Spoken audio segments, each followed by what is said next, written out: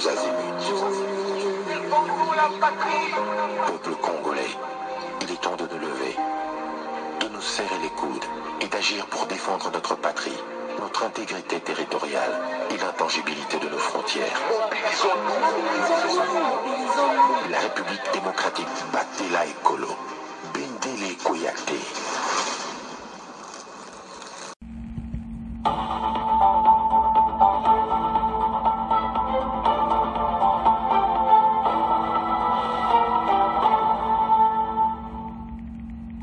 Bonsoir, bonsoir, bonjour. C'est Congo News 24. Bande Konanga, comme toujours avant de commencer notre émission, nous disons merci à Dieu.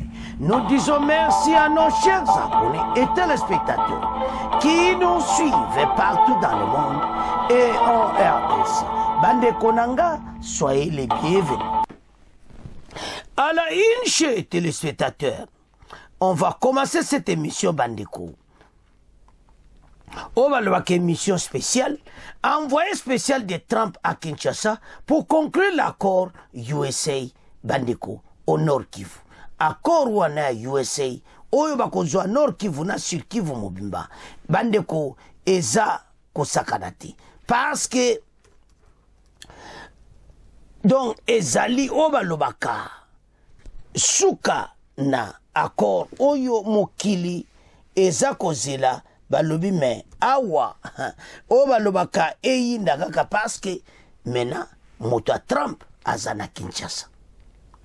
Voilà accord sur Est. Kalate arme américaine bokita kaka. Mateza mobulu et puis boko yoka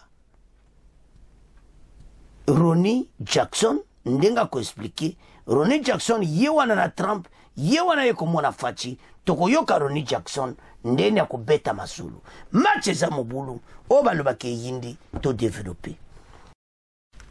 Chers téléspectateurs, émission na bise bandi, émission spéciale sur accord USA na biso. Alors maintenant masolo comme officiel.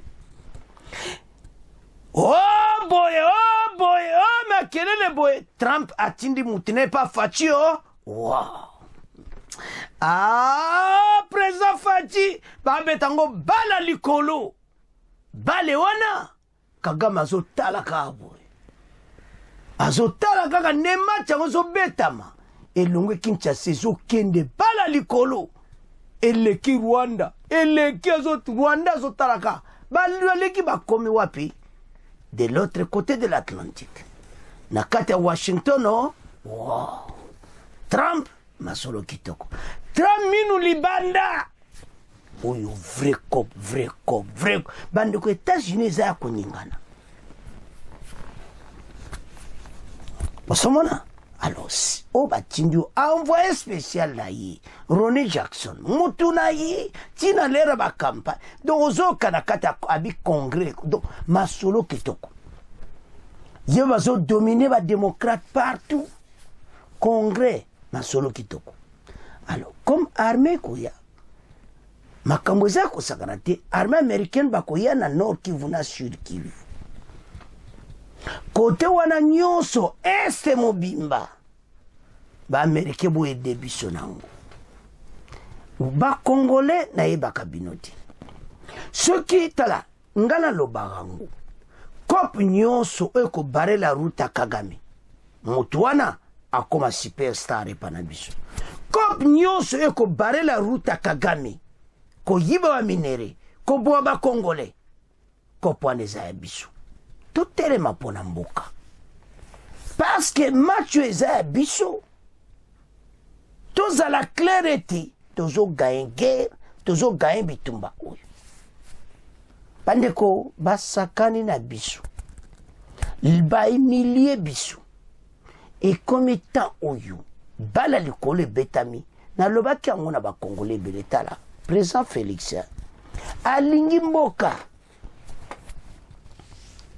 Bozoye batepona nini bake Luanda. Ba Américain. Babitala. Toana kob kene ko yoka bangu. Yoko makuna. Pombate za likola mesa. Mbata on a 4 chiffres.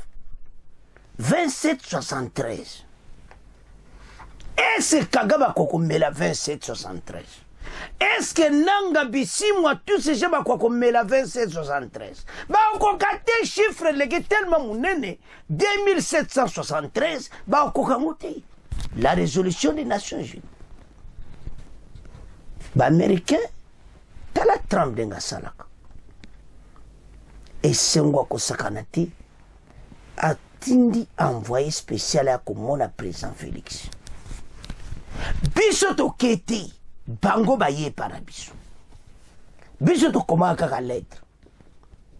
Bango ba s'intéresser na basolo ba tindi suko mutu aya ko conclure makamu nyonso ba scientifique préliminaire et ko betama déjà kuna. Ndenge ba yona aya ko signer ba scientifique moko préliminaire pona masolo kene kitoko. Après, as-tu micro? Alors, bien de pour la situation, il y a Est à RDC. Et puis, États-Unis, na RDC, bazana. Relation bilatérale, il y a Kala, oui. Na kata relation, na le haut, na le bateau, et bibisonyos. Ma solo, na le gana l'era musée, ma kambo belé. Maintenant, et comme temps où you, RDC a doit destiner. Fachi avait dit ceci. Je vous rappelle cela parce que les Congolais belé tala alobe comme temps to avancer dans mboka na biso. To récupérer mboka. Bato to na PPRD. O ba kanse ke rébellion ko simba. Rébellion ko simba te. Boza na pona tamuke.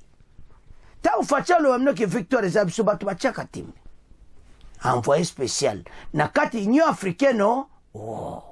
O balwa ke si yindi totanga. Nzambe na ngai. Bato ba bebi na bango. Envoyé spécial de Trump à Kinshasa. Pour conclure l'accord RDC-USA sur S. Masole za kusaganati. Aza en charge à makambo ebelende bo morayi totanga. Ce dimanche, à la cité de l'Union africaine, le président Félix Tshisekedi a échangé avec M. Ronnie Jackson, envoyé spécial du président des États-Unis Trump et membre du Congrès américain. La crise sécuritaire et humanitaire qui prévaut dans l'est de la RDC, marquée par la présence des troupes rwandaises qui appuient les terroristes du M23, était le principal sujet de l'ordre du jour de cette rencontre. Aux Hollandais, les Congolais, tant que le bino, balobi makambo na nyonso nda armée rwandaise si la RDC na nyonso wana ezama so mon ambassadeur américain yewana à côté ya M. Ronnie Jackson, envoyé spécial. Makambo za minene. Alors, rencontre wana etalaki ba makambo nyonso na de Rwanda za na mboka na biso. Pour les émissaires américains, il faut que la souveraineté et l'intégrité territoriale de la RDC soient respectées de tous. Nous allons travailler pour que tous les obstacles qui irriguent sur le chemin de la paix soient ôtés afin que la paix revienne à RDC, a réassuré M. Ronnie Jackson. Dans la même logique, l'envoyé spécial du président Trump a émis le vœu de voir des investissements américains atterrir sur terre où règne la paix. Maman nangaye. Boyoki, alubi be investisseur américain bakoya na terrain où ils na kimia. Pour bango, il faut bien qu'on sa kimia wana. Nous voulons travailler pour que les entreprises américaines puissent venir investir et travailler à RDC. Et pour cela, nous devons nous rassurer qu'il y a un environnement de paix, a insisté M. Ronnie Jackson. Membre du Congrès américain, Ronnie Jackson travaille dans plusieurs commissions. Entre aussi l'armement, bon, on a très bien à côté de l'arme. Eh, nzambe nangaye, bino bo bebi na bino bino. Azana yemutaza en charge na makamaba armement. Les renseignements et les relations extérieures. Bota la rôle oyazanango. Nakati ya Congrès américain. Makambo zaminene. Mutu asimbi makamaba armement, makamba renseignement, na makambo relation extérieure. Trump masolo kitoko. Tala misapi. Nde babeti misapi Trump na Jack na Roni babi kope simbi. Soki misapi ande batomboli soyo zo comprendre na yo te. Ete kopa kitoko boye. Trump na Ronnie Jackson bazo seka be kope simbi mwana mai kope simbi RDC ba ba coltan ba oyo kaka ba lithium nyonso tozo zwa biso tozo bongisa kaka esta RDC ete kuna Rwanda akotia lisuma kolote et puis ba ko former armée na biso parce que atala makamba armement donc makambo eza ko sakanate ndeko tanga masole za kitoko. Alors sans plus tarder, Tolanda extrait Oyo, bon auto avance.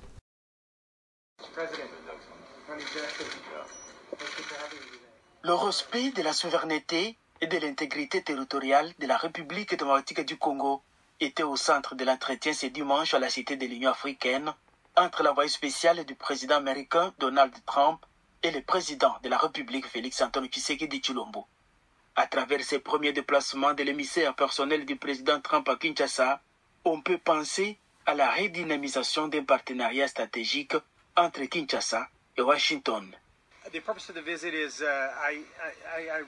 Je suis venu pour rencontrer le président, discuter avec lui sur un certain nombre de questions, notamment les questions de l'instabilité qui se passe à l'est du pays. Nous avons discuté, nous voulons travailler ensemble avec le président pour pouvoir mettre fin à cette situation. Je crois que la réunion que nous avons eue a été productive. C'est une de plusieurs réunions que nous allons avoir. Je vais rentrer aux États-Unis, je vais discuter avec le Congrès. Je vais voir aussi la possibilité de discuter avec la Maison-Blanche pour pouvoir mener ces échanges en vue d'assurer que la paix puisse revenir à l'est de la RDC et partout en RDC, parce que cela est la volonté de tous. Les États-Unis, c'est un pays qui est dans une position unique, une position stratégique, une position d'influence. Nous avons une très bonne relation, nos deux États ont une très bonne relation, et nous voulons continuer davantage à travailler pour approfondir cette relation. La Maison-Blanche, qui veut s'investir dans le développement de la RDC, souhaite le faire dans un climat de paix afin de promouvoir l'économie congolaise. Nous voulons travailler pour que les entreprises américaines puissent venir investir et travailler ici en RDC. Et pour cela, nous devons nous assurer qu'il y ait un environnement de paix. Et donc nous allons continuer à travailler avec toutes les parties prenantes.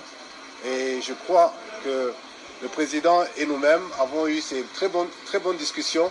Et nous allons faire de sorte à ce que cela puisse continuer pour que la paix puisse être restaurée et de manière permanente ici en RDC pour l'intérêt des États-Unis et pour l'intérêt du Congo, pour le développement économique du pays, parce que l'économie ne peut se développer que lorsqu'il y a un environnement de paix. Restaurer la paix et la dignité de tout Congolais reste l'engagement ferme du président de la République Félix-Antoine Tshisekedi. Et toutes les voies rationnelles pour y arriver sont à encourager.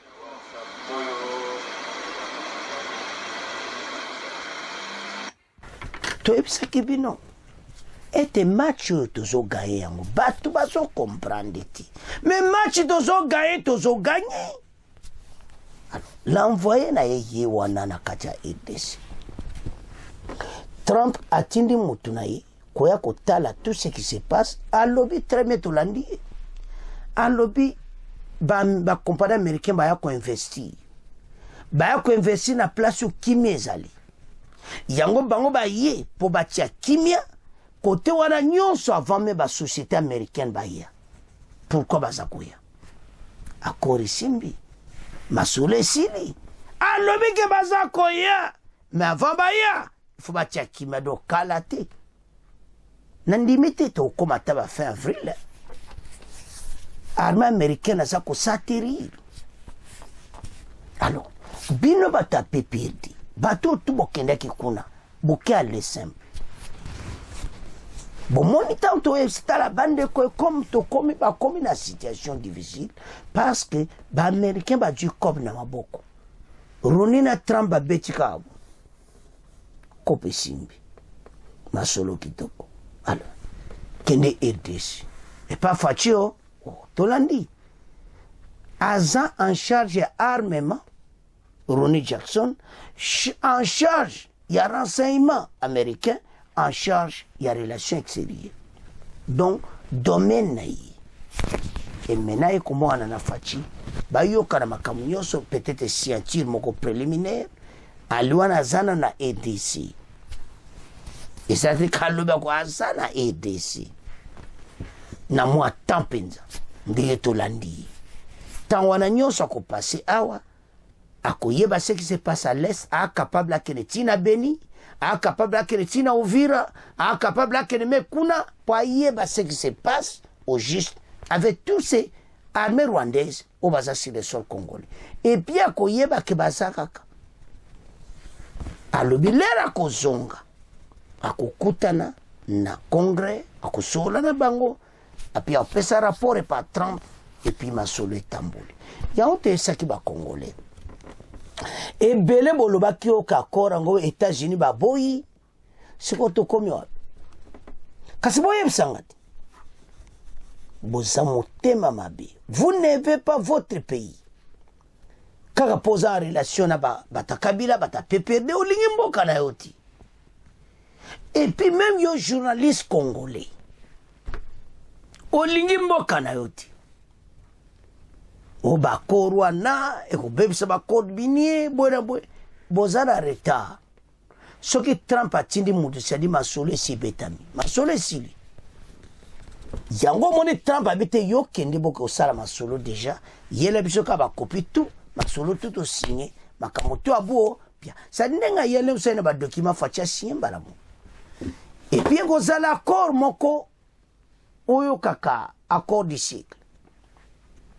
naba américain ah tukoyoka bako publier ngo kalate ya zongi peut-être fatia kene na Washington pona ko sala scientifique populaire au batba solanda makambo esili alors l'armée américaine faut ba ya liboso ndenga lobiona bakoya ba compagnie ko yate ce qui pèse ati et le nba ko sala armée américaine ba ya ko tiape ko bengana tous ces pantins tous ces gens les arrêter batie bango tout ba ke ce pays ndenga basa bango tout ba ke ce pays ba ko résister te ba otinde na monga drone mogaka et simbi bango tout wana ba panzani bango nyo ba bunagana na tout ko tia ba mir na ba Ugandais tozala confiance depuis armée ougandaise bino pe fobo kiti makamone salami boy de tout ba américain ba ko bengana bango kuna este mobimba bazana besoin armée étrangère mususu te kaka FARDC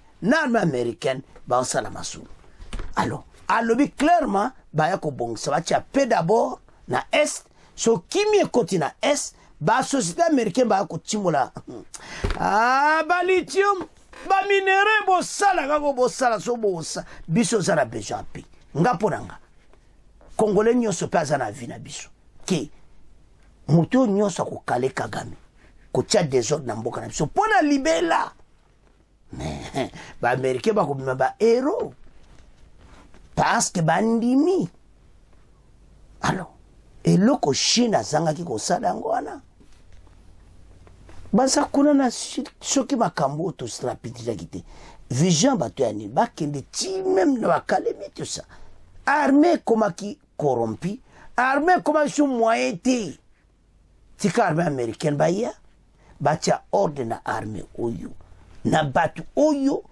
ba traître wala nyonso mbala oyo bokanga kabisaka bokende Kagame mayele sidi problème à Kagame parce que Fatia le bakiboui to la très bien que to en finir avec Kagame c'est fini que atie sous ma colonne na mboka na biso te biso to conduire mboka na biso parce que le Kabila qui présent c'est Kagame qui doit diriger RDC ah Fatia le raia monka ki makamutu baby te Fatia récupérer mboka bande ko mboka ni ko kende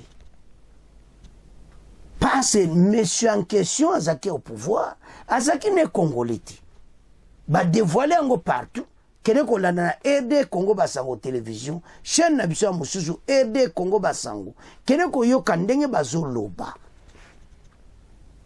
sur Kabila ke azaki na armée rwandaise so betika RD Congo basango télévision okoyoka. Alors bana mboka muta Trump ayi masole sili maintenant pas de polémique makamli suso ba duty sati armée américaine azoya na est ko bongsa mboka et puis bango bazoya bana Kivu bana Nord Kivu misale monani ba société américaine bakoya et puis ba décision gouvernement raffinerie nyonso ko sala na ADC mbino ba congolais boja misala est wana mobimba banana Nord Kivu Ituri tina Sud Kivu ba américain ba wana ba société na bango nyonso ba ko installer kuna match za mobulu onga na jiru baya onga na jisomi Kivu omonde bosuki match sili. Alors bana mboka c'est la fin ya guerre est basolna américain masolo kitoko envoyé spécial à Trump tolandi ebiso nyonso to comme na fait mission bo continuer ko s'abonner massivement bo partager émission oyo congolais nyonso a comprendre te mas accord na biso na ba américain kitoko. Au revoir.